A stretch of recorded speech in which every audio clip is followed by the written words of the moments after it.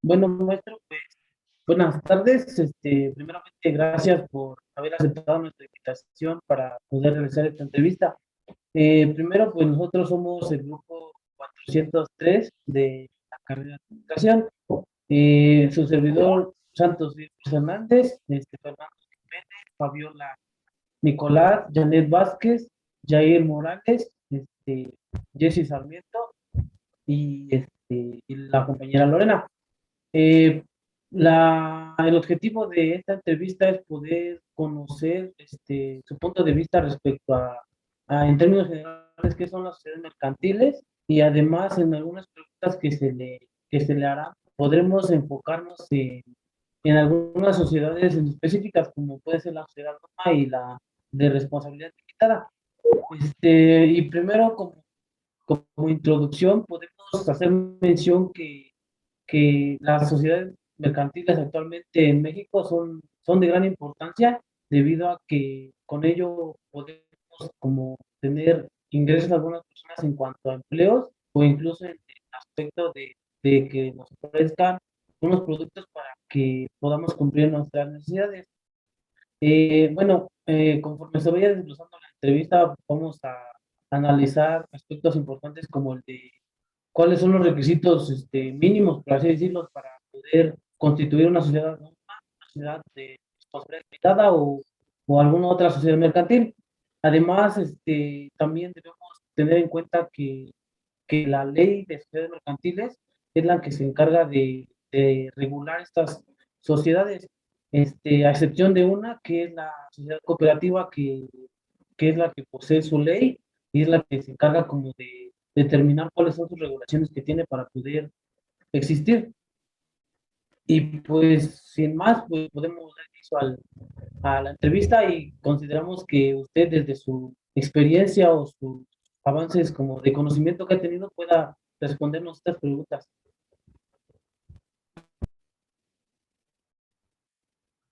Sí, Bueno, buenas tardes, maestro. Muchas gracias por apoyarnos en este trabajo. A continuación le presentaré la primera pregunta. La primera pregunta que yo realizaré es, ¿qué es una sociedad mercantil para usted en base a su experiencia o conocimiento adquirido?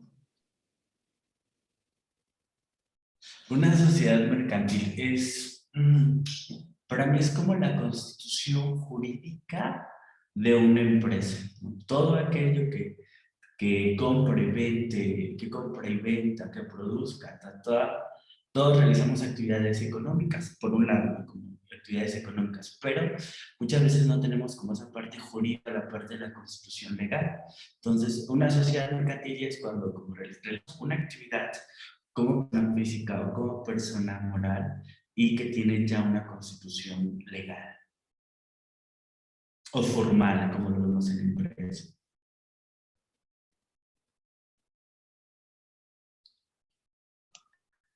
Buenas tardes, maestro. Gracias por su apoyo. Voy a preguntarle la siguiente. Dice, ¿cómo se constituye una sociedad mercantil en México desde su punto de vista? Uy, depende mucho, porque primero cuando nosotros queremos crear una empresa, queremos ser parte del mercado formal, primero te juntas con los socios y revisamos precisamente la Ley General de Sociedades Mercantiles.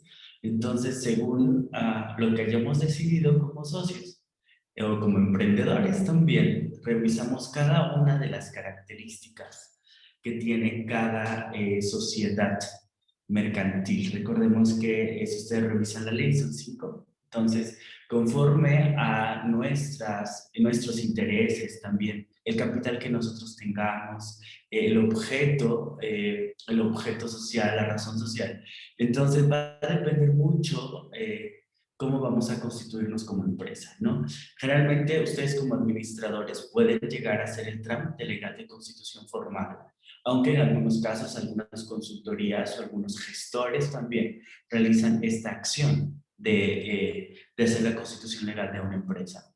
Los básicos, principalmente el acta constitutiva, muy importante, sea el tipo de sociedad que hayamos elegido, que hayan elegido, ¿no? El acta constitutiva. Luego, muy bien determinar cuál va a ser de los socios, si va a ser en efectivo, si va a ser una parte material, física. Entonces sí es muy importante eso. Los datos, desde estos datos jurídicos de cada persona, desde nombre, dirección, o sea, esa parte de nuestros datos personales también forman parte del carácter jurídico, no solo de nuestra personalidad individual, sino ya en momento de constitución legal. Hay todo un proceso y todo un registro ante el registro público de la propiedad. Y la acta constitutiva también tiene que ser avalada por notario público. Todos esos tipos de trámites, generalmente ustedes los podemos hacer, o si no, muchas empresas o algunos que desconocen de esta área o que no quieren meterse como a este rollo legal, contratan los servicios de un gestor. Pero sí, acta constitutiva básica, los documentos de nacionalidad, que son los básicos de la famosa credencial del elector, la CUR, cuál va a ser nuestros aportes, qué vamos a aportar para esta constitución, y algunos formatos de registro que nos proporcionan las dependencias. La siguiente pregunta es que, ¿qué importancia tienen las sociedades mercantiles en México? Las sociedades mercantiles son muy importantes porque por un lado reflejan el carácter formal de una empresa. Recuerden que una de las clasificaciones de empresa es precisamente las formales y las informales, ¿no? Entonces, cuando una empresa se constituye como una sociedad mercantil, está dentro del mercado formal, estamos cumpliendo con la legalidad de nuestro país. Y por otro lado, creo que podemos tener acceso a otros beneficios, ¿no? Como por un lado puede ser estímulos fiscales, porque debemos de ver la parte fiscal de nuestras contribuciones al gasto público, el Código Fiscal de la Federación. Pero podemos acceder a estímulos fiscales, podemos participar también en algunas convocatorias para empresas. Recuerden que también nos piden mucho esta parte. También podemos acceder a créditos bancarios, a financiamiento no solo de bancos como de la banca comercial, sino también de la banca de desarrollo en México. Entonces sí podemos, como el constituirte formalmente como una empresa a partir de esta figura jurídica, te abre como muchas posibilidades de financiamiento, de inversión. También de que estás dentro de un mercado formal, puedes obtener estímulos fiscales por un lado.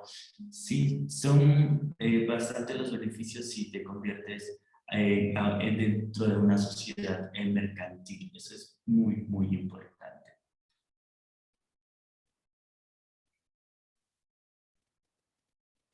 Desde su punto de vista, maestro, ¿nos pueden mencionar qué es una sociedad anónima y una sociedad de responsabilidad limitada? Son son muy diferentes hablar de sociedad anónima y hablar de responsabilidad limitada. Son dos concepciones diferentes, porque no solo en la figura de capital, porque la anónima se divide en acciones, el capital se representa a partir de acciones, la parte proporcional del capital de una empresa. Y por otro lado, las de responsabilidad limitada se dividen en participaciones, le llaman algunos, y la ley les dice partes sociales, y cómo se puede dividir el capital de una empresa, ¿no?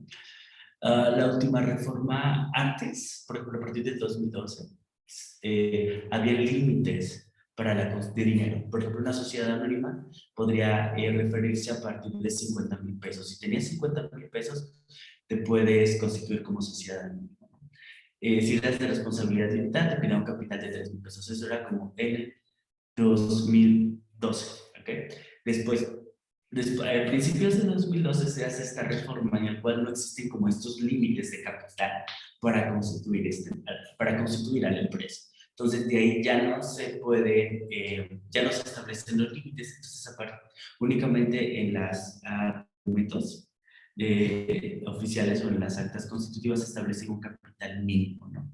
Estas regulaciones o estas reformas hicieron que muchas empresas que estaban en la informalidad pasaran a la formalidad. Por otro lado, en la parte social, en la parte de responsabilidad limitada, perdón, ambas empresas con dos socios formamos una sociedad. Entonces, con dos socios puedes formar una empresa. Ambas están obligadas al pago de sus acciones. Recuerden que todo socio está obligado al pago de sus aportaciones. En el caso de responsabilidad limitada, en el caso de sociedad anónima, al pago de sus acciones. En el caso de responsabilidad limitada, es cada voto de un socio se ve a partir de un peso que tenga aportado dentro del capital de la empresa, a diferencia de las acciones en sociedad anónima.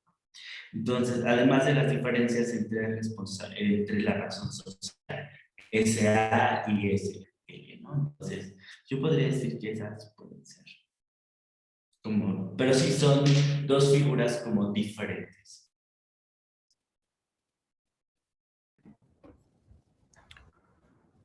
¿Conoce cuáles son las características de la sociedad anónima y la sociedad de responsabilidad limitada? Sí. ¿Cuáles son? Ok. Okay, creo que la ley está como, por ejemplo, en el caso de sociedad anónima, le decía con muchos capítulos. Ustedes obtuvieron Ley General de Sociedades Mercantiles, o pudieron observar que la que está más detallada o más estructurada es precisamente la de sociedad anónima. Entonces, hay una parte de para los accionistas, para las asambleas, para la información financiera. Entonces, si para sociedad anónima está como muy detallado la parte de las responsabilidades de los socios y cómo se puede constituir la empresa. Entonces, yo sí puedo como recordar, ¿no? De sociedad anónima, los socios están obligados al pago de sus acciones. Mínimo 2 personas para formar ese tipo de sociedad. Y de ahí, pues, hasta los que quieran, ¿no? En el documento de constitución de la sociedad, debemos de establecer como el monto mínimo, ¿no? En el cual esté como la empresa, el monto mínimo, ¿no? También se debe de presentar una parte de capital, del capital en efectivo, generalmente es 20%.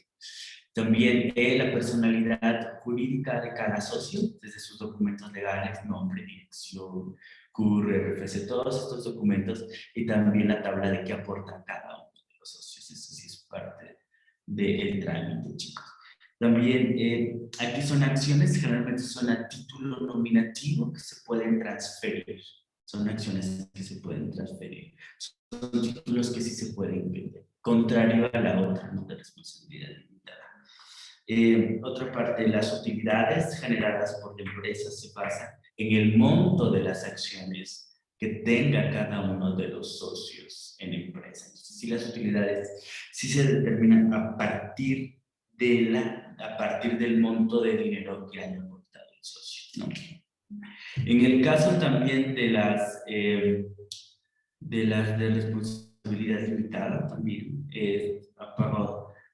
al pago de sus aportaciones. Aquí se exhibe, hay un porcentaje que tenemos que exhibir en dinero, en este caso 50%. Aquí nuestros socios están obligados, tienen responsabilidades únicamente con el pago. Aquí son partes sociales, en algunos les llaman participaciones, no se les olvide.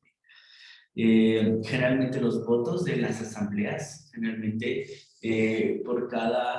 un voto es por cada 1,000 pesos que tú hayas aportado. Entonces eso sí es como un detalle de esto.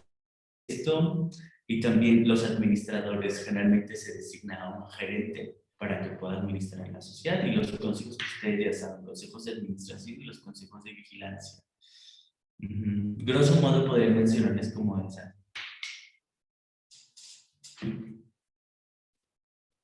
Chicos. Buenas tardes, maestro. Desde su punto de vista, ¿cuál cree que es el papel del administrador dentro de la sociedad anónima y asimismo de la sociedad de responsabilidad limitada? Ok. Bueno, los administradores, además de la parte legal y ser como representantes legales de esta empresa, en algunos casos pueden ser internos y en otros casos pueden ser externos también. Y creo que la parte de administrar los recursos de las empresas, eso es súper importante. Y también presentar la información financiera según la normatividad, según normas de información financiera, cumplir con las obligaciones fiscales que emanan las leyes.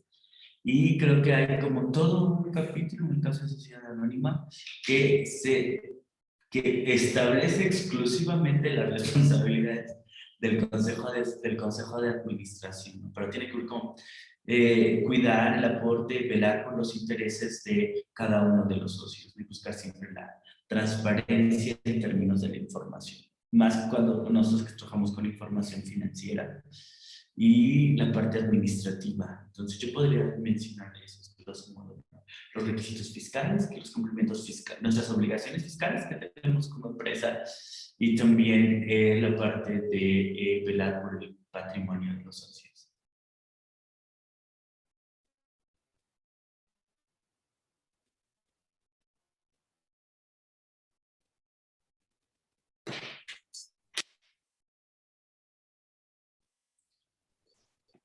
Bueno, a continuación mi segunda pregunta es, ¿podría compartir con nosotros un poco acerca del proceso de fusión y transformación de las sociedades ya mencionadas, bueno, de la sociedad anónima y de la sociedad de responsabilidad limitada, y si conoce alguna diferencia entre estos procesos?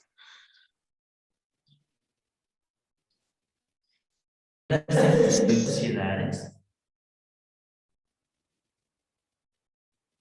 ¿Fusión de sociedades dices? Sí, fusión y transformación de sociedades mercantiles. Ok, esta es una práctica muy común en las empresas. Generalmente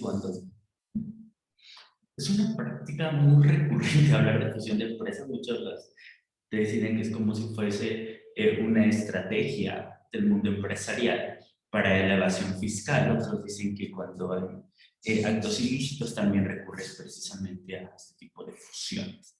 Pero hablemos desde el punto de vista bueno. Generalmente cuando nosotros no podemos queremos integrarnos o fusionarnos como empresa, cuando dos tipos de sociedades se quieren integrar en una, ocurre ahí precisamente ese proceso de fusión de empresas. A veces las empresas cuando no tienen generalmente cuando estamos a punto de perder en quiebra o cuando tenemos problemas financieros, recurrimos precisamente a esta práctica. También es una opción para no morir y también para poder seguir operando en el mercado. Fusionas. A veces se domina el nombre de la entidad que tenga mayor capital. En algunos casos fusiona como ese nombre y es quien decide. En otros casos, las dos empresas deciden, las dos sociedades se integran y deciden cómo optar por un nuevo nombre. En algunos casos, en algunos se conserva el de mayor capital. El caso que yo he visto un poco, que me tocó ver mucho, fue el caso de la fusión de empresas que en Colombia, dos aerolíneas que se llaman Avianca y TACA. Entonces, ellas se fusionan juntos, pero fue un caso bien interesante porque cada una conservó como su individualidad. Siguen operando con su mismo nombre, pero en términos legales son una fusión de empresas. Y muchas empresas operan así. Y por otro lado, muchas veces se genera una nueva acta, se tiene que generar una nueva acta constitutiva en donde te diga fusión de empresas, ¿no? Todos los bienes que tengo yo y que tienes tú, pues se juntan en uno y podemos operar con un mayor capital. Entonces sí es como una práctica muy recurrente, ¿no? Por otro lado, a veces hay ciertas, utilizamos a otras empresas o logramos convencerlas para poder ser líderes en el mercado. Eso sí yo he observado, pero sí es una práctica muy recurrente. Para buscar solidez financiera, en el caso de finanzas, y también para poder operar y poder operar en un mayor mercado. Tiene algunas implicaciones legales aquí, porque se reestructura el capital de la empresa. ¿Recuerdan ustedes en cuenta? Entonces, hay reestructuración de capital, hay que ver la parte, en el caso de las acciones, cómo se emiten nuevas acciones, porque recuerden que si son acciones, son títulos nominativos. En el caso de las de responsabilidad limitada, ahí son participaciones, son más partes sociales. Pero hay una cláusula en que si se pueden heredar y parece que no pueden ser transferibles. Ahí necesito leer un poquito, pero al parecer no se pueden transferir estas partes sociales.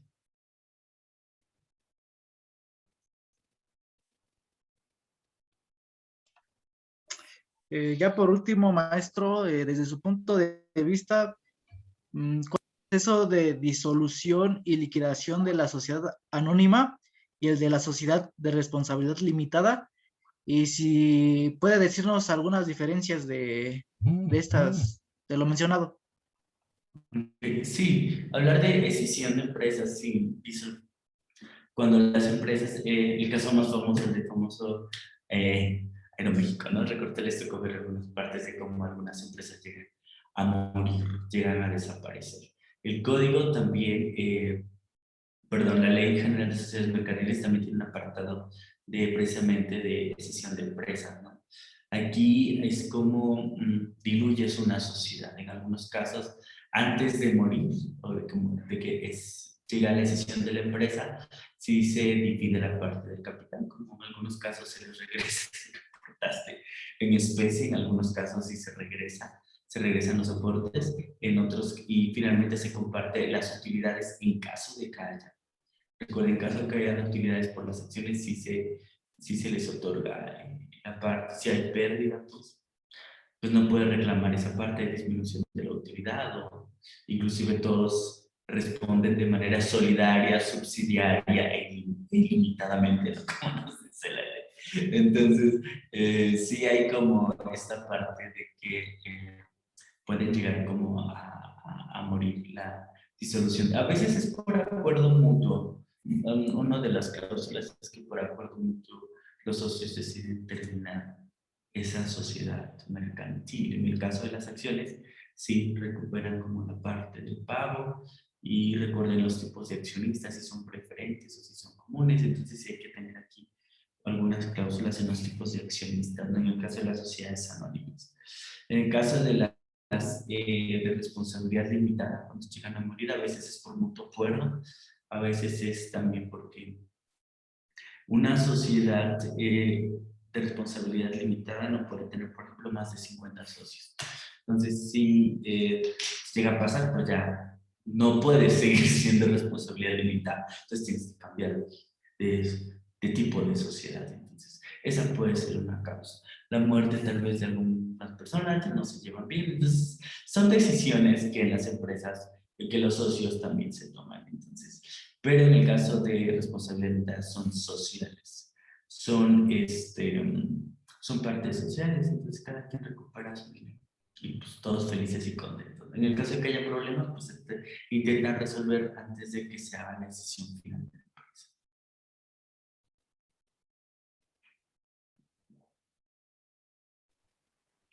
Bueno, maestro, pues llegamos al final de esta entrevista. Pues gracias a todas sus opiniones, pues podemos fomentar y reforzar más que nada los conocimientos que ya adquirimos, pero sin embargo es muy necesario no recordar siempre, y pues más que nada pues con el apoyo de una persona que sabe. Entonces pues de esta manera logramos nuestro objetivo, y pues el grupo 403 agradece su apoyo y su participación, y pues muchas gracias. No, gracias a ustedes. Y yo me dirán ustedes si sigo actualizado en términos legales o no. O ya me dirá su profesor. Está bien, maestro, gracias. Hasta luego, buena tarde. Que tenga buena tarde.